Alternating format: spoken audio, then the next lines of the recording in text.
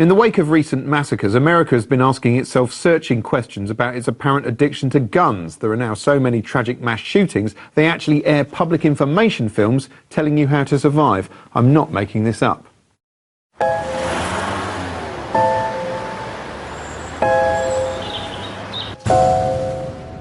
It may feel like just another day at the office, but occasionally, life feels more like an action movie than reality.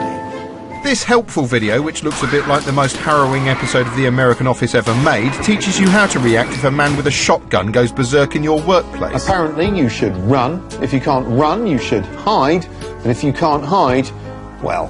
And commit to taking the shooter down, no matter what. Disgraceful. Look at that. There's 4 of them and only 1 of him. Cowards! Looking at this, it's little wonder the calls for tighter gun controls are growing louder. Well, they have to be loud to be heard over the constant sound of gunfire and screaming. It's a hot-button issue that's livened up Piers Morgan's CNN show considerably as pro-gun guests turn up to shout at him. And I'm here to tell you, 1776 will commence again if you try to take our firearms. The whole thing's become a sort of interactive game show where the viewer has to decide who the biggest prick is. I don't know, is it the shouty prick or the slimy prick? I just don't know. This week, thousands marched on Washington to call for stricter gun control. We will not step back! I wish you would. I can hear you from here, and I'm in Britain. But gun control faces an uphill struggle because some sections of US society seem to love guns more than their own children, and they feel under threat. If only gun owners had some means of defending themselves. Fox News did their bit for trigger lovers with a QVC-style rundown of some of the most popular killing machines on the market, showcased by a hot markswoman, seen here demonstrating the type of gun used in the Sandy Hook massacre. Probably one of the most popular rifles in the US right now, thanks to all the media attention. Yeah, you know what? I don't know that the media coverage has made it popular with everyone. Everyone says it's so big and scary, but that's simply...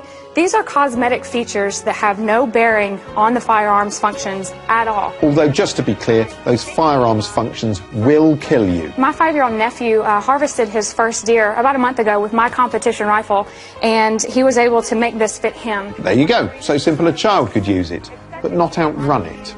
Still, the young guns do start young in the US, and their guns aren't quite so cosmetically terrifying as 5 News graphically demonstrated. This one is Pinky. It's my pink 22 AR-15. And then this one is Pinkalicious, my pink 22 chambered pistol. But not all kids like guns. In emotive scenes on CNN, Obama announced his plans for gun control, flanked by children who'd contacted him to ask him to do something. You know, in the letter that Julia wrote me, she said, I know that laws have to be passed by Congress, but I beg you to try very hard. Julia, I will try very hard. Oh, brave move, resurrecting the Jim will fix it format in this day and age. The National Rifle Association also uses kids in the row, as in this bullish advert accusing Obama of hypocrisy because his children have armed guards. Are the president's kids more important than yours? Yeah. Charismatic NRA spokesman Wayne LaPierre also did his bit in a startling speech in which he claimed the only way to stop gun massacres in schools was to put more guns in schools because... The only thing that stops a bad guy with a gun is a good guy with a gun. So what you're saying is, when the bad guy turns the gun on himself, he becomes a good guy and dies a hero. He also blamed old computer games. Vicious, violent video games with names like Bulletstorm, Grand Theft Auto, Mortal Kombat, and Splatterhouse. Although for some reason this NRA spokestwat failed to mention certain games which had the news exercising their right to be up in arms. The National Rifle Association has taken the controversial step of launching its own video game. Yes, NRA Practice Range is intended to teach youngsters to shoot, and it's not the only NRA game. A few years back they released this, NRA Varmint Hunter, which encourages the player to bravely murder unarmed critters like a big brave hero. Quick, it poses no threat, kill it! Hero! Looking at all of that, it's hard to work out why anyone would want to even live in America anymore. Well, here's someone who does. It's US comedian and drunk Doug Stanhope. He's going to convince you that the USA is great, apparently.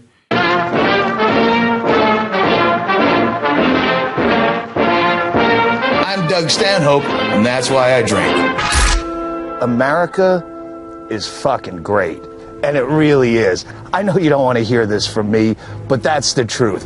Brits love to bitch about America, and they love to hate America, the government and the wars and the torture. But that's not life here. Come on. Life in America is actually fantastic.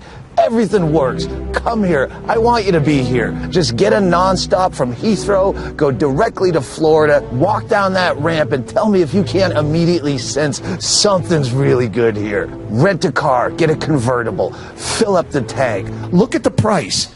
Fucking $11 a gallon over there. Look at the price. You're going to fill up your tank. You're going to fill up the back seat as well. Just because it's that fucking cheap comparatively. Drive down big empty highways, drive to the beach. There'll be a half a dozen cabana bars open. It's only 8 o'clock in the morning. And they're waving at you. They're smiling at you, and they're waving for you to come on in. They want you to be there because they don't know yet that you don't tip. Come on in. Come on in. Have a seat at the bar. She's going to hand you a big breakfast menu. It's this big. You know what we have for traditional American breakfast? Choices. Yeah, lots of choices. You want some eggs? How do you want them done? We can do them 10 different ways. You want French toast? You want waffle? Pancakes? We have chocolate chip pancakes. They'll put a whipped cream smiley face right on there for your fucking British ass. Or maybe you want a whipped cream frowny face to match that dour expression. You're still trying to fight liking it here. Order a cocktail, and she's going to do something you've never seen before. She's going to pour it like this, and she's going to go up and down, and she keeps pouring it. How can this possibly be right? In the UK, when you order a mixed drink, some scientist pops out of the floorboards in a lab coat, and he's a system of weights and measures, and a fucking stainless steel cylinder that assures that you will not get any more, even the vapors of more than 1 measured ounce in your fucking $15 cocktail. Life here is really fucking good. Yeah, we have a lot of dumb people here, but you can afford to be dumb here. Everything makes sense. You're lost. You don't know where you are. Where are you? 77th Street? Go a block. You know what's next? 78th Street. It makes sense. You don't have to think. It's not like your roads that are all crisscross and mishmash, and they're all built 1,100 years ago for donkeys and carts, and you don't know where the hell you are or where you're going. Hitler did his best to help the UK and level that country flat so they could start over like extreme country makeover. And what did the Brits do? They spat in Hitler's face and built it back brick by brick exactly the way it was 1,100 years ago when it didn't make sense. Come to America. You can stay on my couch. If you don't like it after a week, I'll give you your money back.